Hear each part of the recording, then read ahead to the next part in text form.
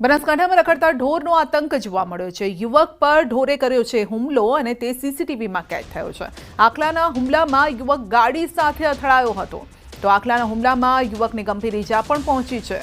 ઇકબાલગઢમાં ઢોરનો આતંક સીસીટીવીમાં કેદ થયો છે, જેના દ્રશ્યો સામે આવ્યા છે। તો આખલાથી બચવા માટે યુવક દોડીને જતો હતો અને અંધારામાં તે ગાડી સાથે અથડાઈ ગયો અને ત્યારબાદ તે નીચે પટકાયો।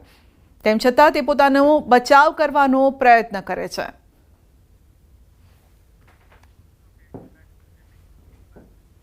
સુરતના ડુમ્મસ દરિયા કિનારે નબીરા બેફામ બન્યા છે। દરિયામાં મર્સિડીઝ કાર હંકારતા ફસાયા છે।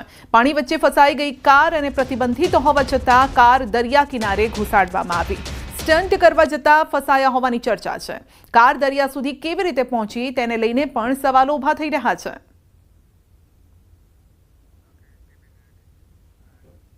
સુરતમાં બેફામ ડ્રાઇવિંગ કરતા એક કાર ચાલકનો વિડીયો વાયરલ થયો છે। જહાંગીરપુરા ડભોલી બ્રિજનો આ વિડીયો છે અને જેમાં ગફલતભરી રીતે કાર ચલાવીને એક બાઇક ચાલકને ટક્કર મારે છે। આ સમયે બાઇક ચાલક સંભાળી લેતા બચી જાય છે, પરંતુ જો મુશ્કેલી સર્જાઈ શકી હોત, જો ધ્યાન ન રાખ્યું હોત તો જે બાદ પણ ચાલક જોખમી રીતે કાર હંકારે છે, બીજાના જીવને જોખમમાં મૂકે છે।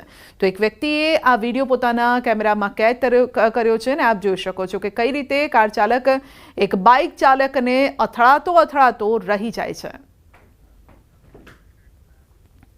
રાજકોટના કાલાવડ રોડ પર મારામારીની ઘટના। પ્રેમ મંદિર નજીક હોકર ઝોનમાં માથાકૂટ થઈ છે। ઘટનાનો વિડીયો સામે આવ્યો છે। કેટલાક શખ્સો વચ્ચે છૂટા હાથની મારામારી થઈ રહી છે અને જો કે આની પાછળનું કારણ શું છે તે સામે નથી આવ્યું, પરંતુ ફેંટ પકડીને એકબીજાને માર મારી રહ્યા છે।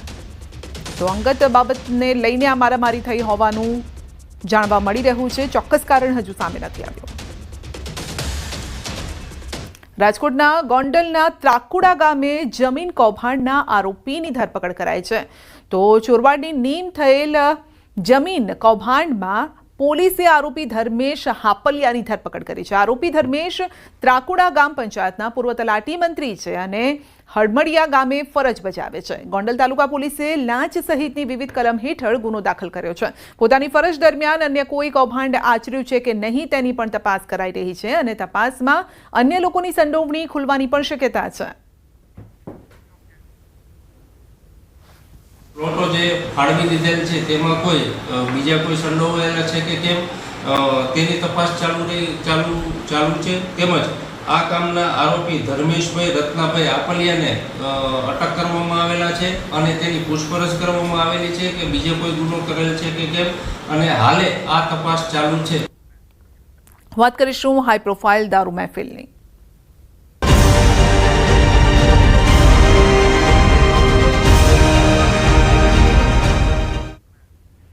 અમદાવાદ જિલ્લાના સાણંદમાં હાઈ પ્રોફાઇલ દારૂની મહેફિલ પકડાઈ છે। 13 યુવક 26 યુવતી પીધેલી હાલતમાં પકડાયા છે। મહેફિલમાં યુવક યુવતીઓ સામેલ હતા। સાણંદના એક ખાનગી રિસોર્ટમાં ચાલતી હતી મહેફિલ।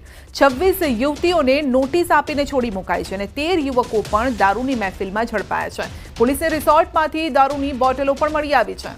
સાણંદથી 8 થી 9 કિલોમીટર દૂર રિસોર્ટમાં ચાલી રહી હતી દારૂની પાર્ટી। જન્મદિવસની પાર્ટીમાં દારૂની મહેફિલ ચાલતી હતી।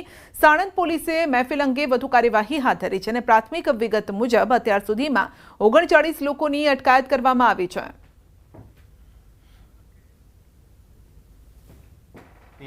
26 મહિલાઓ છે અને 13 જે છે એ મેલ્સ છે। એ મેલ્સ અત્યારે જે છે અમારા લોકઅપમાં છે અને જે મહિલાઓ છે એને નોટિસને આધારે જો છૂટા કરવામાં આવેલા છે।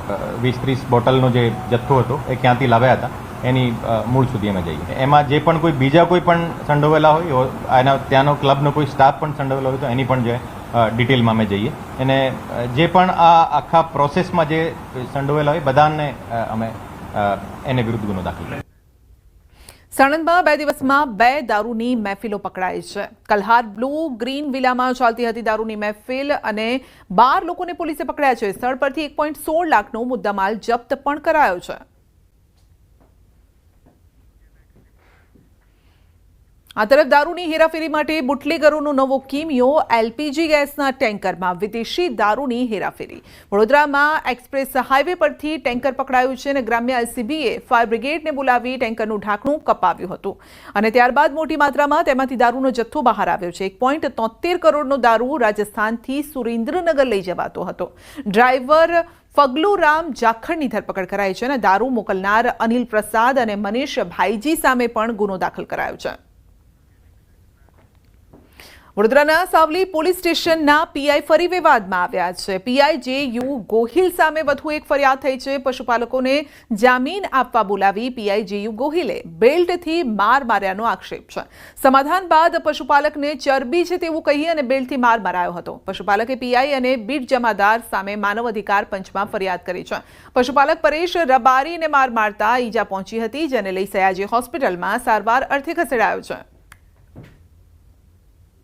અને સમાધાન થઈ ગયા પછી મને પીઆઈ ગોહિલ સાહેબે અંદર બોલાવીને માર્યો ઓફિસમાં.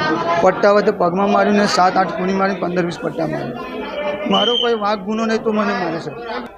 લોકો મર્ડર કરી નાખે છે, લોકો લૂંટી લે છે, લોકો દારૂ વેચે, ધંધો બધા ખરાબ કરે, બળાત્કાર કરે, એમને કંઈ નહીં, મને વગર વાંક ગુને મારે છે.